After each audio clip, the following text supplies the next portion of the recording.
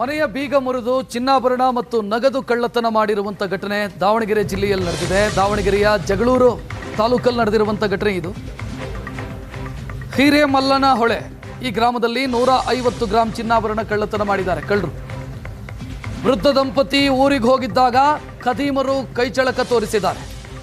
ಚಿನ್ನ ಬೆಳ್ಳಿ ಸೇರಿ ಆಭರಣಗಳು ಜೊತೆಗೆ ಹಣದೊಂದಿಗೆ ಕಳ್ಳರು ಪರಾರಿಯಾಗಿರೋದು. ಮನೆಯ ದೃಶ್ಯವನ್ನು ನೀವು ನೋಡ್ತಾ ಇದ್ದೀರಿ.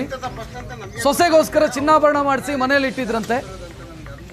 ಮನೆಯಲ್ಲಿ ಯಾರೂ ಇಲ್ಲ ಅನ್ನೋದನ್ನು ಗೊತ್ತು ಮಾಡಿಕೊಂಡು ಕಳ್ಳತನ ಮಾಡಿದ್ದಾರೆ ಅನ್ನೋ ಅನುಮಾನ. ಸದ್ಯ ಜಗಳೂರು ಠಾಣಾ ಪೊಲೀಸರು ಸ್ಥಳಕ್ಕೆ ಭೇಟಿ ನೀಡಿದ್ದಾರೆ, ಪರಿಶೀಲನೆ ಮಾಡಿದ್ದಾರೆ. ಸುಮಾರು 150 ಗ್ರಾಂ ಚಿನ್ನಾಭರಣ ಜೊತೆಗೊಂದಿಷ್ಟು ಹಣ ಕಳ್ಳತನ ಆಗಿದೆ ಅನ್ನುವಂಥ ಮಾಹಿತಿ. ಮನೆ ಬೀಗ ಹಾಕಿದ್ವಿ, ಲಾಕ್ ಮಾಡಿದ್ವಿ. ಬೀಗದ ಅದೇನು ತೊಂದರೆ ಇಲ್ಲ, ಎಲ್ಲ ಲಾಕ್ ಮಾಡೋದಿದ್ದೆ. ಟೋಟಲ್ ಎಷ್ಟು ತೊಲೆ ಇತ್ತು? ಒಂದು 15 ಮೇಲೆ ಇತ್ತು, 15-20. ಬೆಳ್ಳಿ ಭಾಳ ಇತ್ತು. ಇವಾಗ ನೆನಪಾತು ನನಗೆ ಬೆಳ್ಳಿ ಇತ್ತು. ಬೆಳ್ಳಿ ಎಷ್ಟಿದೆ? ಬೆಳ್ಳಿ ಅಂದರೆ ಗಿಫ್ಟ್ ಬಂದವು, ಮತ್ತು ಅರ್ಶಿನ ಕುಂಕುಮದವು, ದೀಪ, ಕಾಲು ದೀಪ, ಆಮೇಲೆ ಹುಡುಗರ ಉಡ್ದಾರ, ಲಿಂಗದ ಕಾಯಿ, ಬೆಳ್ಳಿ ಅದೆಲ್ಲ ಇತ್ತು. ಈಗ ನನ್ನ ಮಗ ಫೋನ್ ಮಾಡಿ ಹೇಳ್ದಾಗ ನನಗೆ ನೆನಪಾಯ್ತು.